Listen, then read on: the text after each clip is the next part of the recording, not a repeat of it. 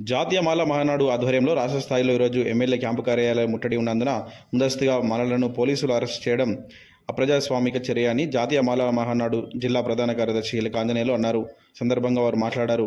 SC వర్గీకరణ భాగంగా ప్రభుత్వం ఖరారు చేసిన రోస్టర్ పాయింట్లలో మాలలకు వాటి అనుబంధ కులాలకు అన్యాయం జరుగుతుందని జీవో 99 సవరించి రోస్టర్ పాయింట్ 22 నుండి 16కు తగ్గించాలని కాంగ్రెస్ ప్రభుత్వం మాలలకు అన్యాయం చేసిందని, రోస్టర్ విధానాన్ని సవరించకుంటే రాబోయే కాలంలో కాంగ్రెస్ ప్రభుత్వానికి గుణపాఠం తప్పదని, మాలలను అన్ని రకాలుగా అణచివేస్తున్న కాంగ్రెస్ ప్రభుత్వాన్ని రాష్ట్ర వ్యాప్తంగా ఉన్న మాలలు పెద్ద ఎత్తున ఆందోళన కార్యక్రమాలు చేపడతామని హెచ్చరించారు. ఈ కార్యక్రమంలో రాష్ట్ర కార్యదర్శి మేడి అంజయ్య, జిల్లా ప్రధాన కార్యదర్శి ఎల్ ఆంజనేయులు, నియోజకవర్గ ఇన్ఛార్జి లింగం కుమార్, తిమ్మాపూర్ మండల అధ్యక్షులు ఎల్క రాజు, గూడ కమలాకర్, కర్రమణికంఠ, దొంత కనకయ్య తదితరులు అరెస్ట్ చేశారు. ఈరోజు జాతీయ మాల మహానాడు ఆధ్వర్యంలో అన్ని కేంద్రాల నియోజకవర్గాల్లోని ఎమ్మెల్యే ఆఫీస్ ముట్టడి కార్యక్రమాన్ని విజయవంతం చేయడానికి మాలలు వెళ్తుంటే ఎక్కడికక్కడ రాష్ట్ర వ్యాప్తంగా మాలలను ముందస్తు అరెస్టు చేసిన ఈ కాంగ్రెస్ ప్రభుత్వం అనుచిత వైఖరిని మేము నిరసిస్తున్నాము. ఈ కాంగ్రెస్ ప్రభుత్వం మాలలను అనగదొక్కాలనే ఒక దురుద్దేశంతో ఉన్నది. ఈ ప్రభుత్వానికి రాబోయే కాలంలో మాలల తరపున గుణపాఠం చెప్తాము.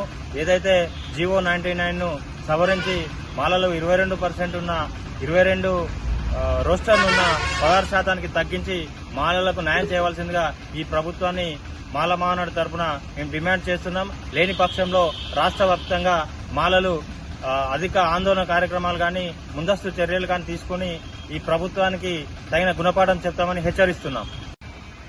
జాతీయ మాల మహానాడు రాష్ట్ర కమిటీ రాష్ట్ర అధ్యక్షుల పిలుపు మేరకు తెలంగాణ ప్రాంతంలో రోస్టర్ విధానం తీసుకొచ్చి, వర్గీకరణ పేరుతో రోస్టర్ విధానాన్ని తీసుకొచ్చి 99 జీవో ద్వారా మాలలను అనగదొక్కాలనే ప్రయత్నం చేయడం మానుకోవాలని చెప్పి పాలకులకు విజ్ఞప్తి చేయడం జరుగుతుంది.